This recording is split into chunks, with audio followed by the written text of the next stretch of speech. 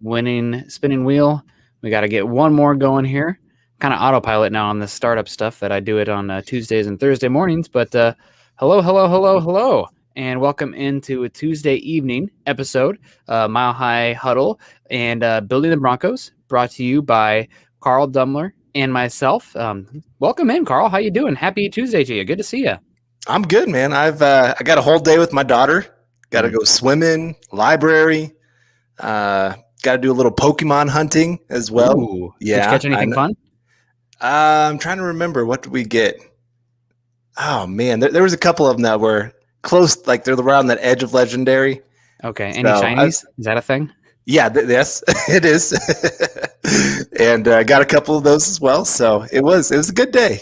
Good day with the kid. Oh my God, 116 in Arizona. I am just, how hot is it? I know it's like 102 in Colorado today. How is it in Kansas? I think we reached 99 today, and tomorrow's supposed to be 105. Oh, I see that like the electric grid in Texas is collapsing as well. Like, oh my God, it's a little. I'm in short sleeves, but it's been pretty chilly here up in the Pacific Northwest. We've been getting hit with some pretty hard rain. But you know, Carl and I, we're big. Always have to talk about the weather. We're so freaking cliche. But let's get into it, guys. Building the Broncos. Thank you for joining us every Tuesday night at 5 o'clock Mountain Time, 5 o'clock p.m. for you guys out there. I know that some of you also are joining us from across the pond, so I want to get that out there for you guys. You can find Carl and myself on Twitter. Carl at Carl Dumler MHH, and myself at Nick Kendall MHH. And John, since you're here, I don't know if you can make it so Carl and I have the same format here with our names. If you can't, that's totally fine, but it does bother me. My CDO a little bit. That's OCD, but in the right order, alphabetical.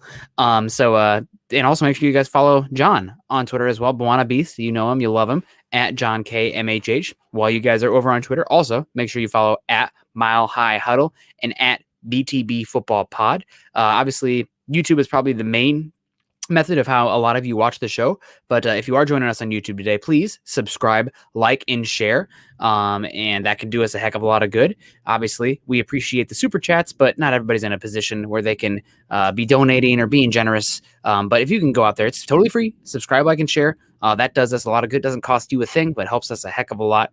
Also, if you're joining us on Facebook today, we appreciate you Facebook listeners. First off, make sure you go to facebook.com/Mile High Huddle to become a supporter. And also, even more specifically, facebook.com/Mile High Huddle pod. And if you guys are joining us on Facebook today, make sure you click those thumbs up. Right now, we're at 4. That's Case Keenum number. We got to do better than that. We got to get the 5 for Teddy, or maybe somebody unlike it for Drew Lock for 3, since I guess that's the theme of the show today. I know, please don't unlike it. I don't even know if that's possible. Let's get it going, and I want to say hello to a bunch of people in the chat while we're going, but let's get to these supers here real quick. Not to knock them out. I don't want to say that because we love y'all. Y'all are the best. But John, can you pull up some supers? I guess we got to get with the biggest, most generous one here out of the gate. Oh, okay. I'm going to go back to Pobby's real quick because, my goodness, always so generous. I don't even know what other word to say. Gracious also. And coming in here with the $49.99 super over on YouTube, lighting up purple, beautiful purple here, and just stopping by to show some love at work. I will catch you guys later. Well, we really appreciate that, Pobby. Summit is in the kennel next to me right now. He's a real good boy. I give my wife a little bit of a break when she's working from home. I'm going into the office. So I was like, oh, Summit's a good boy. He'll stay in the kennel. So he's right over here. He says hello as well. And thank you very much for the super. And we had one from a good friend. I need to meet up for a cold one with him. Oh, no. I'm actually drinking out of a and it's a see-through glass. I guess I'm going to have to like brown bag it. I forgot that wasn't allowed. But Mr. Boggins coming in here, $4.99 super. Carl, go ahead. Yeah. Mr. Boggins coming in here saying it's sad how Lock hater and Lock lover camps pick and choose day of success or day of failure to push such a linear narrative that's convenient to them. So I loved Zach Sager, another guy that does some shows that we really enjoy. Got to have a show with him the other day, and it was really nice to get on his. But he kind of put it the other day of saying, I wish those who are Lock haters could do well when he does well to say, hey, Lock did well, or to say what he does well at. And those who are Lock lovers, when Lock messes up, say, hey, Lock messed up. Like that shouldn't be that hard for us. Nobody's perfect. And if you're sitting there saying Lock is the perfect quarterback, then No, I'm sorry. You're not right. If you're saying the Lock is the worst quarterback of all time and will never, ever make it in this league, there's no chance. I'm sorry. You're off on that too. Yeah. Or at least you're off in the narrative that could happen. And there's got to be some common ground there between those 2 points. And so we've had those days where Teddy Bridgewater has done better. And there's been now today, Drew Lock went out there and did better. And I know on Twitter we had somebody who said, oh, man, of course, the day that Lock does great, we got the 2 Lock haters that are coming on the show. It was in tongue-in-cheek. Yeah, I hope so. Twitter, it's hard. They really do need to get a sarcastic font. It's the S, right? That's how they do it on Reddit. Like if it's a / with an S, meaning sarcasm. Okay. But yeah, smash the like button. We got Stone Cold Tim coming here. What up, guys? Love showing love on Twitch, and obviously we don't give enough love and shout out to Twitch. But thank you, Stone Cold Tim, for joining us out on Twitch today. Albert Knoppers is in the house. We're dealing with illness that should not be named. Well, Albert, thinking about you and your family. That's rough. We got Michael coming in here. Shout out to Albert and your family. Hope they do better, buddy. Michael coming in here too. We got Jesse saying shout out at MHH or 2, either way. And appreciate you. And I know, so we have I just want to get back to Mr. Boggins real quick. It's this time of year, you pretty much not have to, but a lot of times if we're getting information, you kind of have to make mountains out of molehills, right? Like it's the 24-hour news cycle, and that's just kind of how it is. And you talk about the interceptions. Well, you can't not acknowledge them, but you also can't make too much of them. And like today as well, it's the same exact thing. Oh, boring. Saying that how much does it mean? Well, it means something, but it's like 1 piece, 2 pieces out of like a 1,000-piece puzzle. Eventually, you start putting them together, you get the full picture.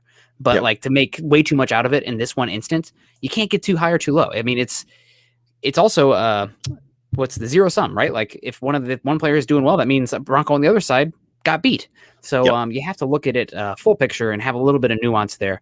And if you're looking for somebody to, just a full steam ahead hype train, probably not going to be Carl and I. We try to keep it more neutral here if we can. We'll tell you as we see it too, and we'll have fun. But today was a win for Locke. And I said to Scott this morning, you're old enough, or you're not too old, where you had played Nintendo 64, right? Yeah. Okay. I tried to give it with Scott this morning, where he's like, that's before my time. In Mario Kart, where you try to time the lights when you go, and if you mistime it, you kind of skid there for a second. Mm-hmm. That's kind of how it was early on, where Teddy Bridgewater didn't get like a crazy boost, but he got out of the gates, the blocks normally. And Locke was kind of sliding there for a second. But that's how far we have been in the race, right? Like, they're still like right there. We have so much farther to go to make an information to who wins the race. And today, Locke caught up to him. He got the blue shell, right? Like, go ahead. And we'll just keep saying, the best thing for the Denver Broncos this season is for Drew Lock to run away with this race and look good. That's the best thing possible for the Denver Broncos. That's what we want. We really do. We want Lock to win this competition. He's got the higher upside. He's been in the system here for this last year. He's got a little more rapport with some of these players. There's more there. The arm talent alone, where he can fit balls where Teddy Bridgewater can't. There's just so many things that point to, hey, Locke is that option that you really want to go see win this competition. So yeah, I'm cheering for the guy, and he's fun. When he's having fun out there, it's fun to watch. When he's dancing around, I mean, it is. It's kind of fun to see that. We haven't seen that with the Denver Broncos for a while. They've kind of been one of the most boring teams in football. When you have zero offense, it's very boring to watch.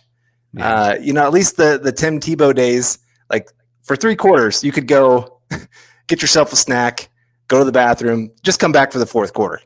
Yeah. And 4th quarter would be fireworks. We haven't had that here in Denver. A few games here and there.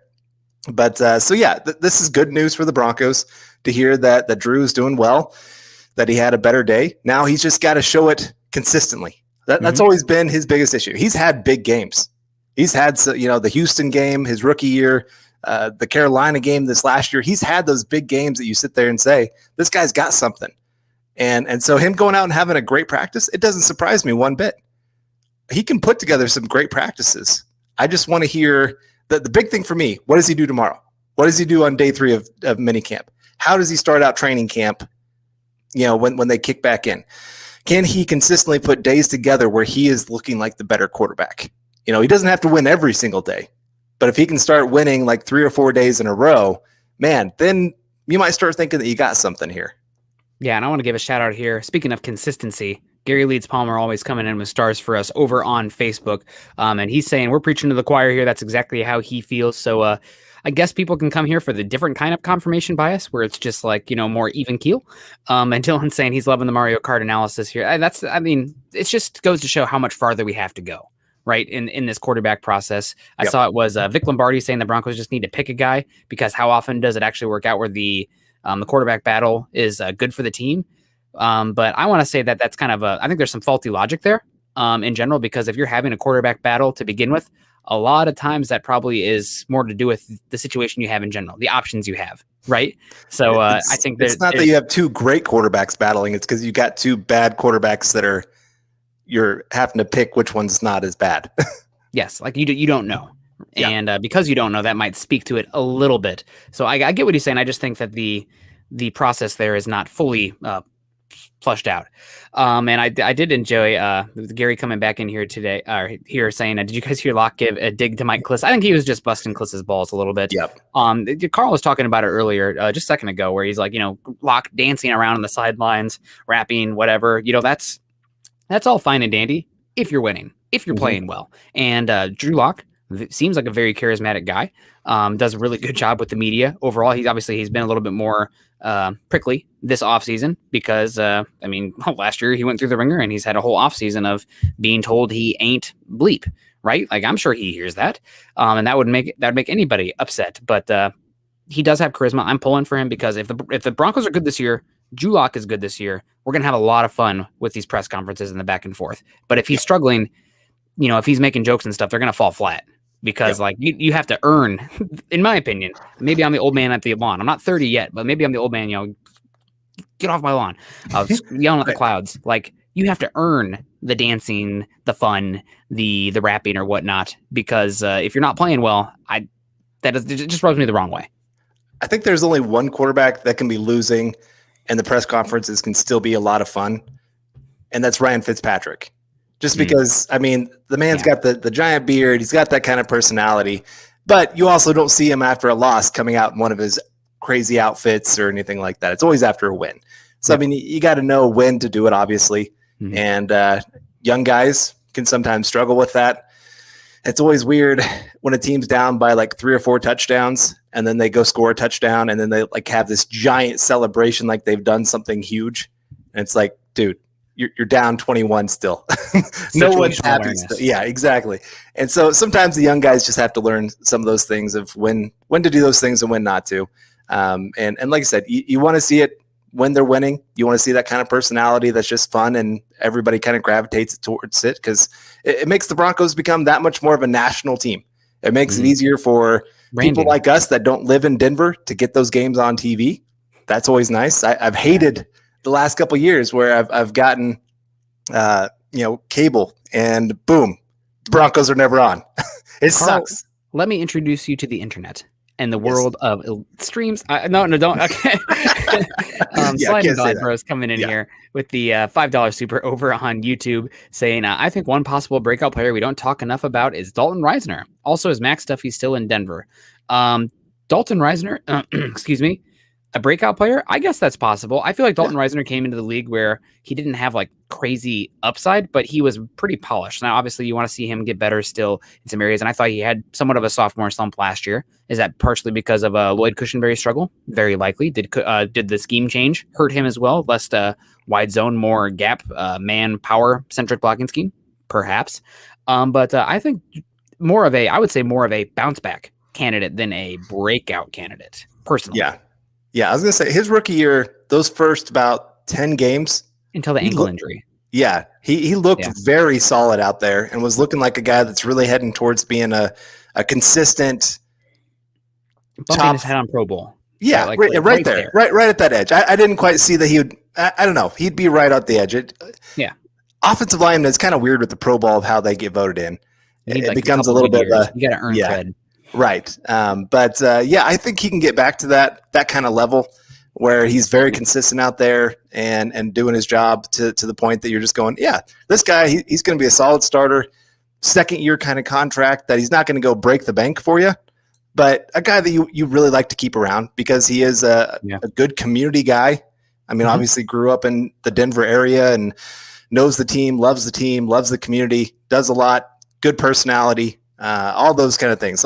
You really like the guy and you hope that he works out. I mean, we've had him on our show and it was a good show. I mean, I kind of loved, he didn't really want to talk much football. He just wanted to talk about his community opportunities to go serve and stuff like that. So like I said, just a really cool guy.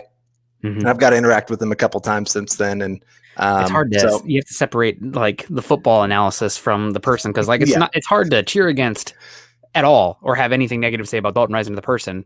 Could have played better last year. Yeah. There's reasons for that. But, that's I think this is a good call out there. And a slide and guide bros. Thank you very much for the $5 super. We appreciate you. Also, is Max Duffy still in Denver? Yes, he is. He's still competing for a spot. It's fun that we got to talk about punting battles. How much do I care about it? I'm not saying I don't care about it. But when there's a quarterback battle going on as well, right tackle battle, how the defense is coming together, et cetera, maybe a little bit of small potatoes, but Broncos might be able to say, what is it, like $2 million if they move on from Sam Martin? So that could add up. That could matter. Who was the last punter that you can remember? Like that was, I guess 2015. The Broncos had a good punter. One of the what brothers? Colquitt brothers. He had a really consistent year that year, but he was kind of always up and down a little bit. It seems like a lot of Bronco punters end up being very up and down. I don't know if that's just because you're always punting in altitude. And so then when you go other places, you're not used to the ball flying quite like it does in Denver. I don't, you think like Denver punters would be the best, but I don't think that's really been the case. I just remember they got rid of Brett Kern, who, thank you, Josh McDaniels was another one. And he went on to be like a Pro Bowler for many years. I think he's still with the Titans. Yeah. So that was that one sucked. But we got Andrew Baker coming here. Doesn't suck. Andrew over on Facebook saying Nick putting in that work morning and night. Yeah. Love talking football. Love hanging out with you guys. So if I could do this every day, that would be great. So appreciate the shout out, Andrew. But I wouldn't call it work. I'm just out here having a good time and talking football. Doesn't feel like too much work. And we got also Pillar coming in here saying, my guys, Nick and Carl, always love hearing from you too. Thank you very much, Pillar. It's good to see you. And also Jeremy, a dork. And I'm a little bit upset because my Germans got beat today. Unfortunately, the French beat them. But what can you do? We got Albert coming in here saying, how is the competition going between the Gut and Cushenberry? I have not heard too much from that. I think we're probably not really going to get a great understanding of that battle until preseason. Maybe you'll get some sprinkles of information when the Broncos go up against the Vikings, who I think just signed Sheldon Richardson today as well. So that'll be an interesting one.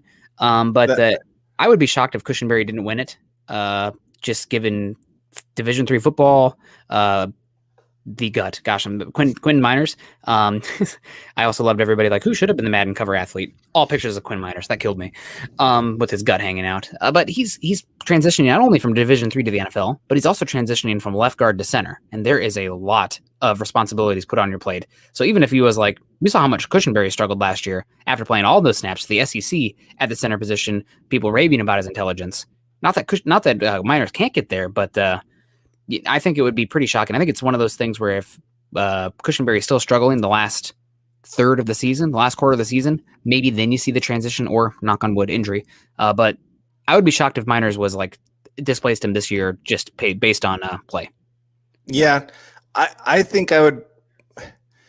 If I'm the Broncos, I would be having more of a competition of, okay, Cushenberry, yes, you're going to go against the Gut, but also you're going to be going against Graham Glasgow because, I mean, he played center for Detroit, did well at that position, veteran presence, a guy that can command that team, knows all the positions on the interior. That's the guy I would rather have if Lloyd Cushenberry is not working out because of how important the center position is. I think we saw this offseason. Teams paid centers big time money. Like, you could make an argument, and I read something the other day that they said teams are starting to lean more towards, instead of left tackle being the most important position on the offensive line, that center is, just because of so much of the cerebral part of the game relies on that center doing their job right.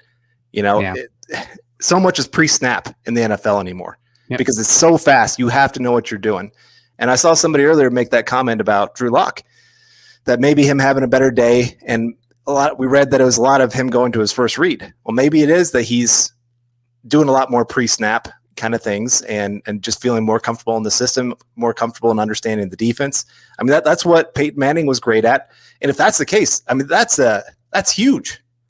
Yeah. Because that was the biggest struggle for Locke last year, was if he couldn't find his first read, man, it turned into a really disaster of a play.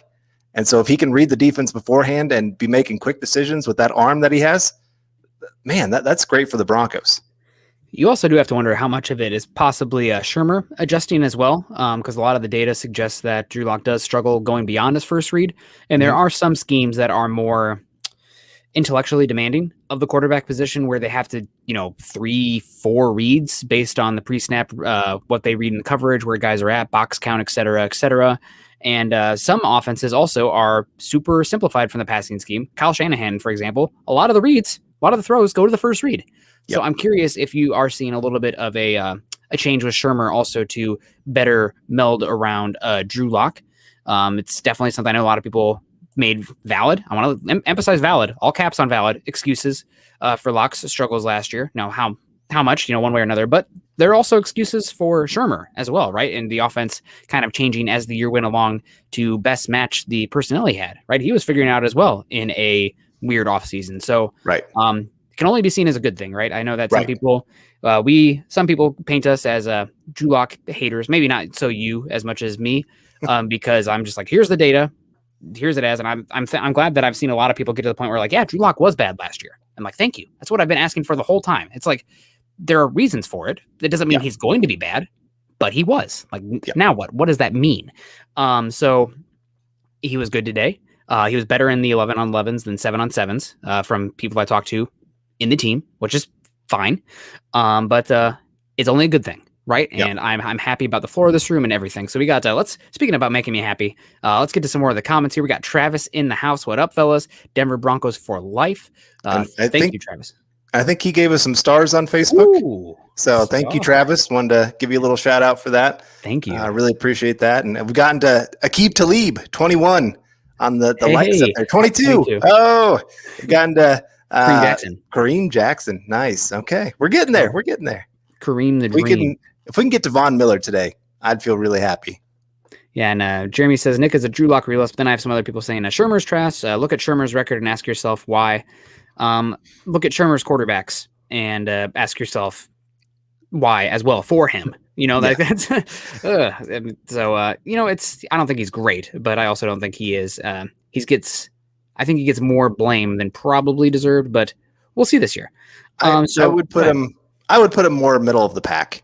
Yeah, average. Yeah, there's some other coordinators out there that I like their system. I like the way they call the plays. I like how they can really kind of lift up the talent. I mean, Kyle Shanahan, there's some people that will poop on his system a little bit, but man, he can make bad quarterbacks look at least average quarterbacks look good quarterbacks look great at different times. If you fall into a system, now it can break down if the other team really does well of knowing what Kyle Shanahan wants to call and taking some of those things away. Because like I said, it is a first read system. Kyle Shanahan is going to make a wide receiver open. And it's your job as quarterback to hit that wide receiver in stride and let them go make a play. So it's great that way until they take that away. So that's where you can see some of the things like in the Super Bowl, Atlanta versus the Patriots. They started in that second half taking some of those things away. And Atlanta got it away from their game plan a little bit too, just trying to run out the clock. But those kind of systems, Shermer's a little bit different. He does scheme some things open, but he does rely on a quarterback being pretty cerebral too. Yeah, absolutely. And we got Hunter coming in here who I don't know how much I'm supposed to share personal info, but it sounds like Hunter will be coming out here to the Pacific Northwest, not too far from me in a couple years for a bit. So have to hit me up. I mean, Hunter, man, I don't know how hardcore you are of a hiker, but I did a solo hike on Saturday morning, waking up at 4 a.m. and hiked 14 miles, 4,300 feet of elevation gain. Giddy up, baby. Let's go. But saying, just showing some love. Keep up the great work, gentlemen. And thank you very much, Hunter. Friend of the show, friend of mine as well. Just Facebook friended him. So thank you very much, Hunter. We appreciate you. And hope you'll enjoy the Pacific Northwest when you come make your way out here. Cody Potter coming in, $5 super over on YouTube. Thank you very much, Cody. Speaking of Duffy, just wanted to say he is an awesome dude. Oh, that's great to hear. You love to hear when these guys are awesome people, actually. My coworker, a former Kentucky grad, spent time with him in camp last year and said he's a cool guy. Well, thank you very much for that personal information, Cody. That's a good thing to hear. I know Max Duffy's a little bit older, as the international punters tend to be. But is he an Aussie too? He's an Aussie. Okay, we're getting a thumbs up from John. Yep. Yeah, Aussies, man. My now wife and I did a 5 weeks in Europe right after getting our grad school degree, and we traveled with a bunch of Aussies and Kiwis. Very fun. Do not even assume for a second you can outdrink them, because oh my god. Yep. But Max Duffy here, and he's a great dude. Cody, you're a great dude too. Thank you very much for the $5 super, and we appreciate you. And that's good to hear. Pulling for him, right? That'd be fun. We got higher learnings coming in here too. Go ahead, Carl. Take away. I need to drink my my discrete beverage. There you go. All right. He asks puts out the point here. I think Draymond Jones going to do great with Vaughn and Purcell back and healthy. A lot more one-on-ones, and I think being in an NFL weight room has done him great the past couple of years. Yeah, that's a great point. I mean, this Broncos defense, they made chicken salad out of what. Just the talent that was hurt last year with Von Miller out, cornerback room down to like number 7 on the depth chart, if not worse. Defensive line decimated with Purcell out there, Jarrell Casey gone, Bradley Chubb obviously hurt there at the end of the year at times. You can look at all of those and say, if these guys can stay healthy, this defense is just going to be so dominant this year. I mean, and like I said, just getting those one-on-one opportunities. Who are you going to block on that defensive line? If you got 4 rushers coming at you and they are Vaughn, Chubb, Draymond Jones, Shelby Harris, who do you pick to say you get one-on-one? Because I'm not wanting any of those guys to be one-on-one if I'm the opposing team. And because they've all shown, I mean, Shelby Harris, talk about a guy that took a giant leap last year. Mm-hmm. I know a lot of people loved him 2 years ago because of all those knockdown passes. And of course he had the big interception against the Steelers that helped them win that game, and great plays. Don't get me wrong, but you and I talked about it a lot. He wasn't always great against the run, and he knocked down a lot of passes because he wasn't always winning with his pass rush moves. Mm-hmm. Well, this last year we saw him getting in the backfield like crazy. We saw him showing up a little bit more in the run game, and he's still knocking down passes. So he really became more of an all-around player this last year. And so all this being back, Vaughn being back, yeah, Draymond Jones could be that player that everybody in the league is going, where did this guy come from? Yeah, absolutely. That's a good call. Draymond Jones also entering his 3rd year in the NFL. Last year, it looked like he was about to take off until he got injured, and that kind of derailed him a little bit. And sometimes that's just kind of how it works in the NFL, right? Injury can ding you and lose a season quickly. But hopefully he'll be that guy this year. And I'm excited to see what he can do. And I think it's going to be very important for him to take advantage of his opportunities, because he's going to get a lot of one-on-ones this year, and he needs to be able to win those one-on-ones. Right. And I'm sure you listened to Vic Fangio's press conference today where he talked about like, okay, well, why last year did you do what you did? And he was talking about this year being able to blitz more if he wants to, because of the depth in the secondary, which is great, because Alexander Johnson, you don't really want him, except in the red zone you can, kind of, because he's big and long. But you don't really want him isolated in space in the passing downs. Instead, you want to be able to blitz him. That's great. But still, I think in his heart of hearts, Vic Fangio does not want to be a blitz-centric play caller or defensive caller. He wants his 4 guys up front to win and to be able to drop guys into space. So I think that's what you're going to see a lot of this year. And you make a good point. If you can get home with 4, you can do things in the NFL because you have way more options, not only numbers-wise in the back, but just like the different types of coverages you can call. And coverage schemes are complicated. Oh my God. You need like a PhD in football knowledge to understand the coverage schemes these days. But like they're even, a lot of them I feel like are beyond me. I'm like, oh, what are they going on here? Oh my God. So that's, it will be really good to see this year. I'm excited to see what happens with Draymond Jones. I hope he gets like Noah Fant. I don't know if you've seen videos of Noah Fant this year. Noah Fant, oh my God, he looks like Arnold Schwarzenegger out there. He's been hitting the weights, broadening up. I'm hoping Draymond Jones can do the same, or is looking the same, because he's always been a little bit more slender. Wearing 85 at Ohio State didn't help him in that regard. But hopefully he can fill out a little bit, so he can be more of a 3-down lineman rather than a package guy.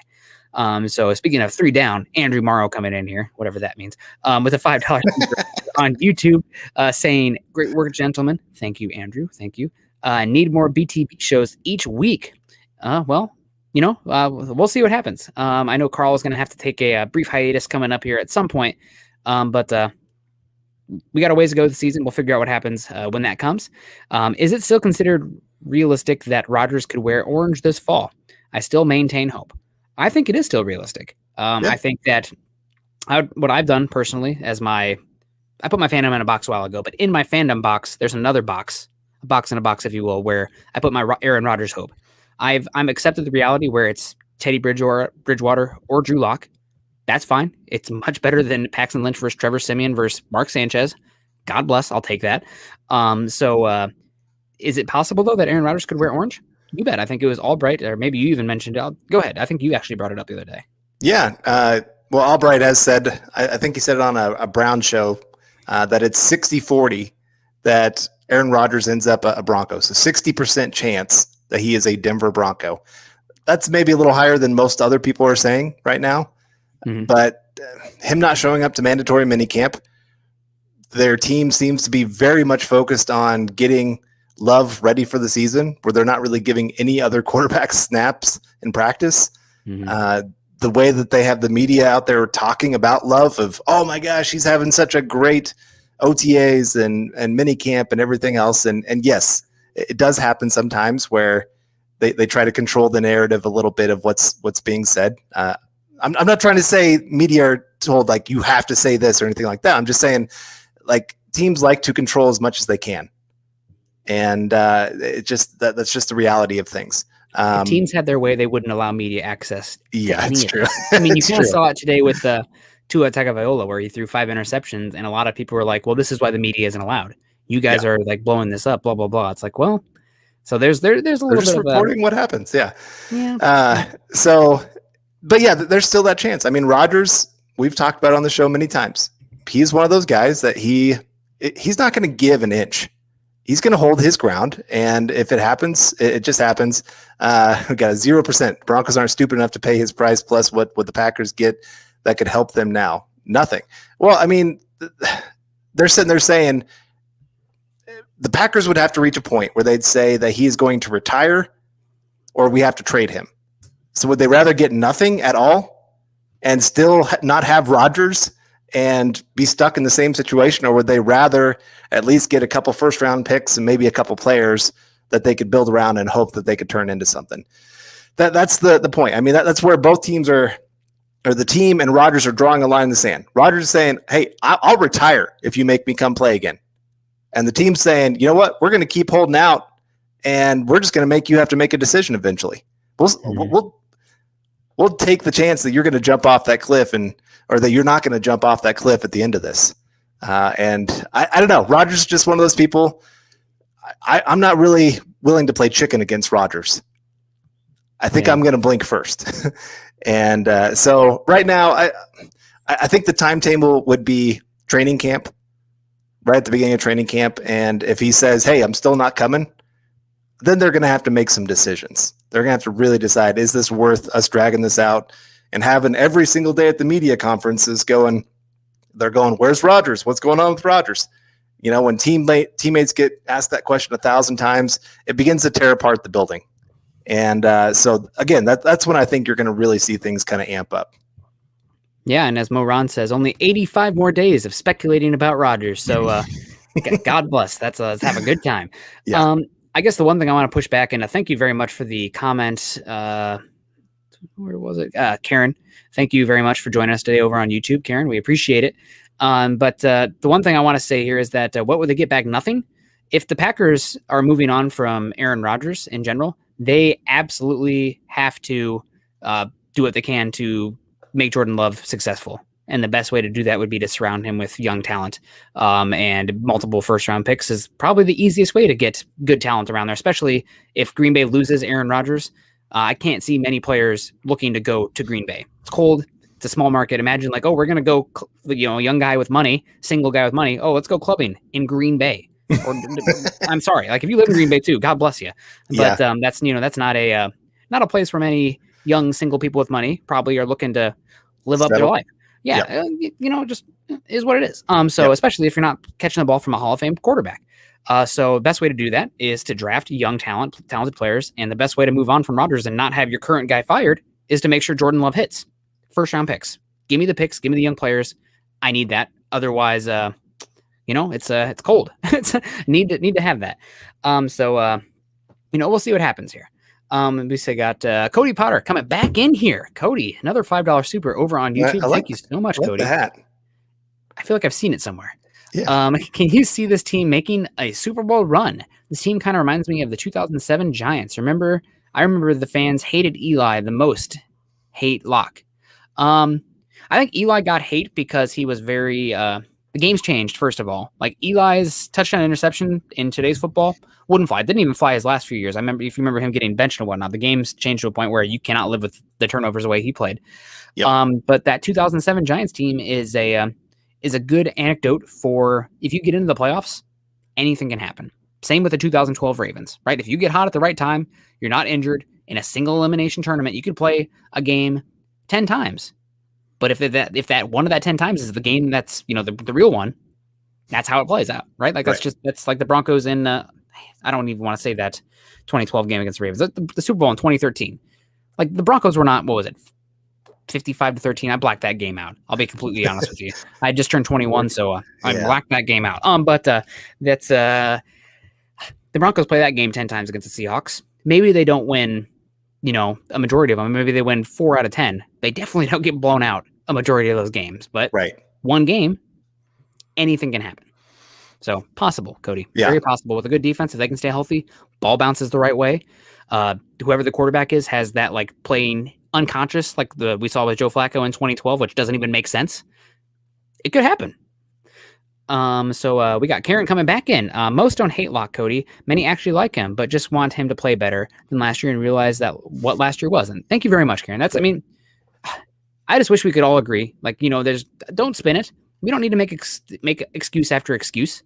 Drew Lock was bad last year. That doesn't mean he's going to be bad for his career, but he just has to play better. And he'd be the first person to tell you that. But that doesn't have to define his entire career either, right? Like that. What happens going forward is what matters. Broncos 17-0 coming in. Carl, go ahead. Take it away. Yeah. So we got a question about the offensive line. I love these questions. Yes. How do you feel about the O-line? Is it really going to be better, or do we have enough depth, and can Shermer actually adapt? So let's take this part by part. Offensive line, I feel pretty good about it. I really do. I mean, of course, you got Garrett Bowles on one side. He played great last year. I expect him to play great again this year. He's really, really turned his game around, and he's shown signs of it throughout his career to reach this kind of point. We talked about Dalton Reisner earlier. I think he can really have a turnaround season, like you said, and be a solid player. Center, at least we got a competition going on. Can't get much worse than what they showed last year. Right guard, Glasgow was injured last year. He's finally healthy again. I'm excited to see what he can bring because, I thought he was a very solid signing last year, but that injury just really hampered him more than I think people realize. And then right tackle, at least the Broncos have a couple solid players that have played right tackle for quite a few games and can go out there and compete. They at least have, I think it's 4 guys competing for that spot, which means whoever gets it, then you got 3 other guys that are competing for that swing tackle spot. And on the interior, of course, you got Moody, you got the belly of the beast that's going to be there as well. So you got some depth this year that you didn't have last year. So I feel much better about this offensive line than I have probably for the last, probably since 2014, maybe 2013. Last year's line in 2014. Maybe it was like the year before when Brian Clady got hurt, like going into that year when he was killer and amazing. And man, that sucks. Nothing's guaranteed, folks. But that's an unfortunate one. Clady was on a Hall of Fame path. Yep. How do you feel about the O-line, though? Thank you, Broncos 17-0, for the very generous $20 super over on YouTube as well. We appreciate you. He actually also was super chatted this morning as well. So talking about somebody working day and night, Broncos 17, keeping the lights on. Saying, so for the offensive line, I feel solid about the offensive line. And I feel like maybe I'm not, typically I'm always like, oh my gosh, everybody's freaking out about the offensive line. It's probably going to be better than it is. But now I'm still kind of like, I think this offensive line is going to be average, which average is fine. But are they going to be better than average? I am, and a lot of teams are in the same boat as the Broncos, but I am very scared of if Garrett Bowles goes down for any sort of time, I think the whole thing crumbles because I do not trust the tackle depth. Calvin Anderson last year had a good game, but he's not even guaranteed to make the roster this year, right? At left tackle when Garrett Bowles didn't play in that Panthers game. And that Panthers pass rush, not great. So it is what it is. I really like the depth of the interior offensive line, not just now, but going forward as well. They have 5 guys, and that makes me excited. But man, you really need Garrett Bowles to stay healthy because if he goes down, I don't know what they're going to do. And isn't that crazy to say how quickly things can change in here? Hopefully we're sitting here a year from now talking about Drew Lock being, a Pro Bowl caliber quarterback, but we'll see. But I feel good about the offensive line. I think tackle is a position though, that this team not only is scary on depth, but it's a long-term need as well, right? Even though Garrett Bowles is great, it's probably, if you're putting quarterback in a box, which is fine, edge rusher or tackle are probably the most likely positions the Broncos take in the first round in 2022. Right. I love this comment here from our pal. No clubbing in Green Bay, just cow tipping. Beer drinking. God bless. I don't know if you've ever seen the maps of like the counties with the drinking over average, and like Wisconsin's red, like just every single county. A lot of ice fishing though. That's a good time. A lot of good fishing in Wisconsin. I had a bachelor party in Wisconsin. It was a fun time. Slide and Glide coming in here with a $2 super over on YouTube. Double dipping today, Slide and Glide. I see ya. Sliding in and gliding into the super chats. If none of our QBs pan out, we still have Hinton. And I want to take a second here. I know this is tongue in cheek, but Hinton apparently was making some noise today, making some good catches, and God bless. I'm really pulling for the kid. I don't know if this team is very deep at wide receiver, but apparently he's really well liked. Works really hard, and if anybody deserves a chance to make a team and make some money and become a vested veteran after what happened last year, Kendall Hinton. Also, I love the name Kendall. I don't know why. I couldn't tell you, but it really just rolls off the tongue. So I'm really pulling for Kendall Hinton. Maybe it's long odds, but a great story. And it would be awesome if he could make the team and be a contributor because, I mean, God, what he did last year, not a fair situation. And great story, but man, rough. Yeah, no, you're right. That's great to hear that he's been playing well. But like I said, that's a deep room. Good luck to him trying to make a position or make the roster. Probably gonna have to make it on special teams if he makes it on anything. Yeah. But it's nice to have a guy that can play defense, offense, quarterback. I mean, pretty much any position you need to this guy to go out there and do. He probably has tried it at least once. But unfortunately, sometimes you can be the jack of all trades, good at everything and not great at anything. All right, Sliding Guy, another question here. When does Jamar Johnson start getting game reps at strong safety? We'll just say safety because I mean, there's field side, like there is some nomenclature to it, but it's like this dichotomous cover 3, cover 1, where you have a true single high guy and a box safety kind of thing. Yeah. I mean, if Kareem Jackson starts to dip because what is he this year? 33, 32, something, I think 32. Something like that. 32, which is getting up there for a non-offensive line quarterback position. Then you could see Jamar Johnson go in there. But hopefully you won't see Jamar Johnson this year because that means that something probably went wrong above him on the roster. But he's been making some noise. And answering this, actually, Chase Wellner, your dark horse for our rookie class, for me, it'd probably be Jamar Johnson. I'm really curious. It's kind of it'll be a fun, small micro battle going on. But long-term, Caden Stearns, Jamar Johnson, one spot across from Justin Simmons. Go get it. Who is it? I don't know. I don't care. Hopefully it's one of them. But go Young Bucks, go. I'll go Baron Browning here, just because the Broncos don't have a linebacker like him. So I think there's some chances that he could find his way on the field, especially in some third down situations, and could really go out there and make some plays that other guys can't.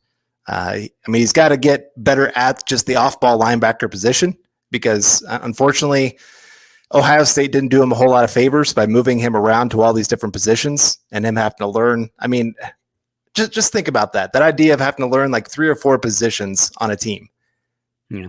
It's hard enough to learn one. And then you go tell a guy, hey, we're going to ask you to rush the passer. We're going to ask you to rush on the inside. We're going to ask you to drop back in coverage. We're going to have you do some slot coverage as well. That's asking a lot from a player. And unfortunately, it does stunt their growth. So that's my only thing with him is I think he's got a little bit further to go than some of the other rookies. But like I said, just because of that athleticism, I could see him making his way on the field. And Vic did hint today that this injury that he's playing right now might stunt his ability to play multiple positions. So they might have to just focus on one. Yep. So worth calling out here. And we got this one already, John. With Jamar Johnson. We got Samaki Hill coming in here over on YouTube with a $5 super. Thank you very much. What did I miss? Just got in here. Some hype and hope for Drew Lock. I haven't even talked about Teddy today, who was not bad. Apparently it was just steady Teddy. If Drew Lock bombs, then you have a 24th to 18th quarterback in the NFL, which there is worse. But other than that, something we haven't talked about, I think we kind of hinted, but man, Noah Fant looks jacked. I saw somebody saying Nick's going to be wearing a number 3 jersey as soon as the season gets going. I don't typically wear jerseys in general, but especially of current players. But if I was, it's got to be, I put the fan hat off for the Broncos in general. The Iowa fan hat is strong. It's probably tattooed on there. Not like Hawkeyes on my belly, like that gif I like to post. But if I had to wear a jersey, it would be Noah Fant, and he is looking thick in a good way, man. He was only drafted 20 years old, and third year for the tight end is typically when you really see them, start to fill out and whatnot. But man, Noah Fant looks like a freak. I was like, oh my god, they're wearing shells? Are you serious? He is yoked. Well, which Iowa player is going to have the greatest season for the Broncos this year. That is Mr. Josie Jewell. That's the guy who's jersey anymore. Yeah. But that's great news for the Broncos to know that he's really coming. I mean, each year he's shown a little bit more progression as a tight end. And I'm hoping this year that they can really get him a lot more involved, that he could become a centerpiece of this offensive system. And hopefully he can stay healthy. I know that's been another concern of his, that he's just kind of always seems like he has a little bit of an ankle injury. And I always worry about those kind of guys. Same with KJ Hamler with hamstrings. When they are finely tuned athletes like that, man, it doesn't take much to throw off that system.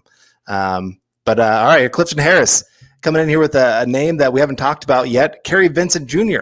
will come in handy versus the Chiefs specifically. Chess piece at slot cornerback if Callahan goes down.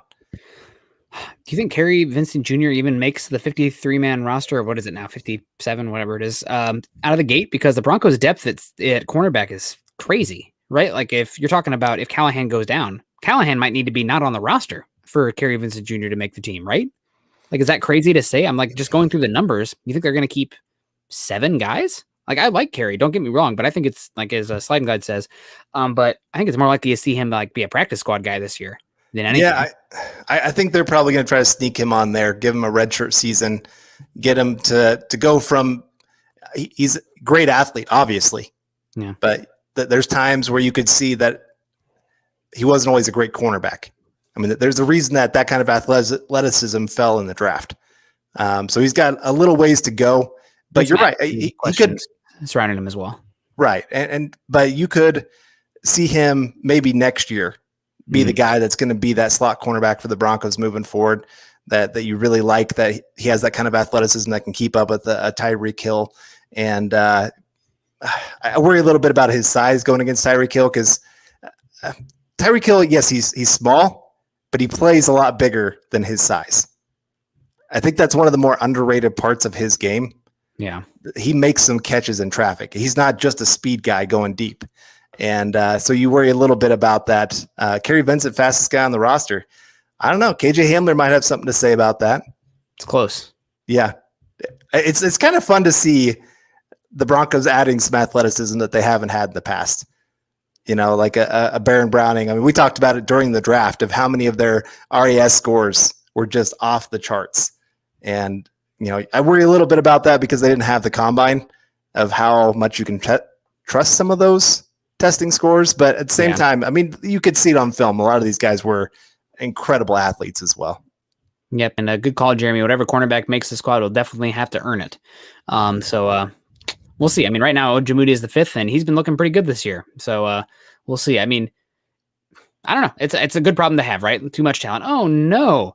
And Samaki Hill coming in here asking, did Drew have a good day at OTAs? His first day of mandatory minicamp. I don't know if it's OTAs. I mean, he was solid in the 7-on-7s, and then got on a heater in the 11-on-11s and threw 3 touchdowns, some bullets in there. A lot of it on his first read, but if you're making the right throw, the right read, and an accurate pass on the first read, then good, right? Like it'd be great if everything in your first read was a great play design and went exactly what it was supposed to, right? Like that's good play design, good execution. Yep. So he did have a good day today. It's not like, we don't need to make too much of it because, as Carl said earlier, Drew Lock's been this so far in his career. You need to keep. I mean, even if he goes back down to like average, just says okay tomorrow, that's fine. You just need not the game where it's like, he threw 4 interceptions today, or was like bouncing in the turf. Right. So let's see him replicate it, or even play okay. Like people are like, he has to play like the Carolina Panthers game for the rest of the year for him to be the guy. No, because if he did that, he'd be not only the MVP quarterback, he'd be breaking every record. So let's have some perspective there. But he did well today. That's great. We're pulling for him. Pulling for Teddy too. We need one of these guys to show up. I'm so tired of bad quarterbacks. I need somebody to play average, and then we can move from there.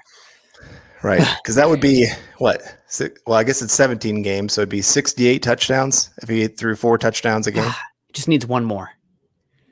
69 touchdowns would be incredible. Yeah, then he could dance forever. I don't even care. Just have that one great season. That's it. Hall of Fame right there. But no, you're right. If he can really, with this roster, we've been saying this. It's not like he has to take a leap to the top 5 for the Broncos to be a good team this year. No. If he could be an average quarterback, because this is going to have a strong run game, you got weapons that he can use, that he doesn't have to go out there and just like be perfect. I mean, that's one thing of why we like Aaron Rodgers so much. He doesn't have a whole lot of great weapons. He's got one amazing weapon, and then a bunch of other no-name wide receivers that might not make a whole lot of other rosters. And yet he goes out there and just drops dimes. Mm-hmm. Drew Lock doesn't have to do that with this roster. There are some great players. Just control the game. If he can do that, play consistently, be closer to about that middle of the pack quarterback, I feel pretty good about where the Broncos are at then. Mm-hmm. Yep, and tough day in Broncos country when you are praying for average quarterback. I mean, look around the room, Jesse. It's unfortunately how far we've fallen, and it's also even harder given the bar that is the AFC West quarterbacks, right? 3 top 12 quarterbacks in the division in Carr, Herbert, probably top 12, definitely top half of the league. Carr, Herbert, and Mahomes is probably number 1. But is what it is. So if we can, also, it speaks to how good this Broncos roster is outside of the quarterback position, right? Like if you get average, this team can make some noise. Maybe not a Super Bowl, but gosh, like this, what is it, 5 years since they made the playoffs? 6 years? Second longest streak in the NFL now in the AFC behind the Jets. I'll take average. And we got Michaela Parker coming in here saying, silly to judge until preseason. Well, I agree with you, but also the realist in me agrees with you. But the person in here talking and enjoying, having the conversation with you guys and needing stuff to talk about wants to disagree, because we need to be able to judge something, right? Like that's talking about the offseason, mountains out of molehills, but it's what we have to go on. So it's all going to play out though. Yep. No, you're right. Like I said, it's today was a couple more pieces added to the puzzle, and we're getting the outside frame kind of going here at the early parts. Mm-hmm. And we'll start getting to the meat, to the middle of everything that's going on as we get into training camp and get some pads on, get some more 11 on drills going on. It's not just about preseason. There's going to be a lot more that goes into this decision. There's going to be a lot that goes on behind the scenes. Yep. How do they handle the meetings? Are they the true leaders of the locker room? Do players, gravitate towards them? All those things really do make a huge difference in this whole process. So, we'll keep you updated, of course, throughout training camp and preseason. We'll be able to watch it, which is always great. But yeah, it's a stepping stone. Yeah, absolutely. And we got Taylor coming in here over on YouTube saying, why is everyone sleeping on Teddy Bridgewater? He can push Lock to be better and drive our offense. I think that's a good point. Drew Lock really hasn't had to compete for a true starting gig since probably his freshman year at Missouri, right? And even then, it's like, well, you're a freshman. Like, we're not really expecting you to come in and play. And it was obvious when the Broncos brought in Flacco that he wasn't competing against Flacco. He was going to be transitioned to at some point, because Joe Flacco was in his prime, right? I hate off-season talk sometimes, man. It just drives me nuts. But are people sleeping on Teddy Bridgewater now as far as pushing Locke? I think so. I mean, Locke is going to have to go out there and earn it for arguably the first time in his career. And that's not to say Locke has not put in the work to deserve where he is right now. That's not at all what I mean. But also, he hasn't had like real competition, right? Or a real somebody where he's had to overcome beating that guy on his own team. So Bridgewater brings that. And also, Bridgewater can drive the offense. Is it going to be great? No. Can it be competent? Probably. I'm not going to say for sure because we can't predict the future, but probably. And here's the other thing I'll say.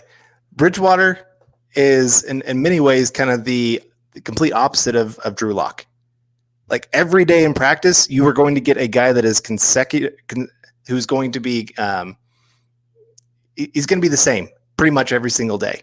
And so Drew Lock to go out there and win on days, he can't expect that Teddy Bridgewater is going to have a really bad day to go out there and have an easy day to win. He's going to actually have to go out there and perform. And so I think that's great for Drew Lock. Mm-hmm. Honestly, I mean, competition, if he can't deal with competition, then he shouldn't be a starting quarterback in the NFL. That's just it. You know, there's very few guys that have earned that reputation that they don't need some kind of competition. And part of it's because they've already earned it through competition before. Yep. They've shown I'm the man. I'm going to put in the work. You don't have to worry about me putting in the work. And so, I think if nothing else, this is just great for Locke to have that kind of chance to go out there and prove that he's ready for this and can handle it mentally, because we've seen other players that cracked under the pressure of a quarterback competition. Paxton Lynch is a great example. He couldn't handle it.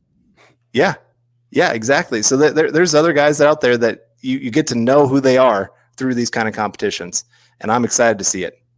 Yeah, and George coming with a great comment saying, Locke won today, but it's better because the reason he won is because of his own merits. He played well and not because Teddy played bad. And there's Carl. Okay, you lost you for a second there.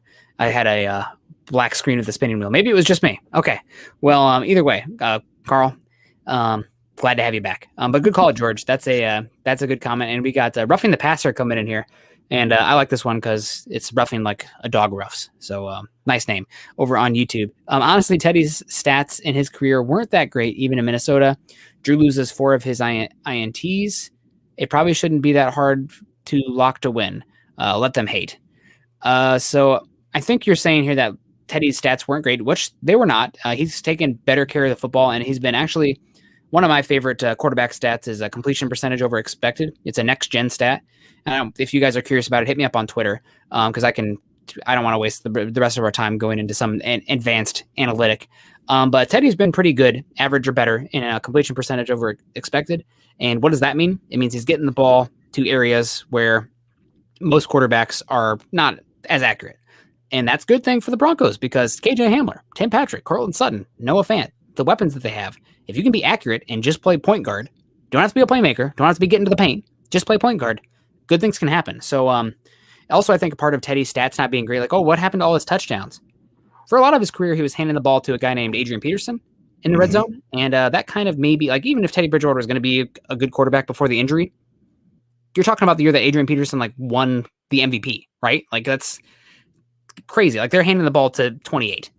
So I think that's a big part of the touchdowns in the red zones and statistics as well. Well, the year that he won MVP, that was it wasn't Teddy Bridgewater. It was that who was the quarterback that year? They drafted him number 8 overall or whatever in 2011. Yes. Yeah. But I mean, it's kind of still similar. Right. Yep. I mean, it wasn't like all of a sudden Peterson fell off a cliff or anything like that. He was still good, so he was still the focal point of that offense. And and like people have said, yes, Teddy Bridgewater is not going to go light it up on the field. You're not going to go see the Broncos have a top 5 offense because Teddy Bridgewater's starting. Maybe could with Drew Lock because he can fit it into some places that you can't otherwise, and he can go out there and have some outstanding games. I mean, he can go put up 35 points in a game. Teddy Bridgewater, you're probably going to be 24 to 25 points a game. But we do want to thank all of our superstars here today, Mr. Boggins, Pobby, Slide and Glide, Hunter Wertenen, Andrew Moreau, Broncos 17-0, Samaki Hill, Chase Wellner, Michaela Parker, and Cody Potter. All of you guys, it just every week I'm overwhelmed when we do these shows of just all the support that we get, not only from our superstars, but also from just all the comments. Man, it is great reading all these comments and just seeing the conversations even going back and forth of just fans. And man, it's you guys ask great questions and you guys bring up great comments as well. It just, like I said, it's all good. And it just makes me happy to see that we have a fan base that understands a lot about football. And hopefully we've maybe been a little bit a part of that. But really, we do appreciate everything that you guys do for us and just how you make these Tuesdays really the fastest hour of my week. Yeah, no, thank you guys so much for joining us today, and I always appreciate the kind comments. Greg Smith joining us for the morning and night shows. We appreciate you, Greg. Karen with another nice comment here. This is a great show, guys. Very real talk and honesty, and always appreciate it, even if sometimes I don't agree. And that's great. You know, if you can come away and be like, you guys were not just blowing smoke or not telling people what they wanted to hear, and giving good insight, even if you don't agree, that's all I could ask for. So thank you very much, Karen. That actually really does mean a lot. So we appreciate you guys. That's going to do it for us today. You can follow us both on Twitter, Carl, of course, Carl Dumler, at Carl Dumler MHH, and myself, Nick Kendall, at Nick Kendall MHH. Also, guys, please make sure you go follow our producer, good friend of the show as well, John K. MHH, Bawana Beast. You guys know him. You guys love him. If also, while you're on Twitter, make sure you follow us at BTB Football Pod and at Mile High Huddle. Once again, shout out to everybody who donated today on YouTube, Facebook, etc., etc. If you're joining us, though, and you are not in a position to donate or don't feel like it, I'm not going to give them money. These guys are clowns. No, hopefully you don't think that. But if you guys don't feel like that, it's something you can do. It's totally free. Please subscribe, like, and share if you're joining us on YouTube or if you're joining us on Facebook.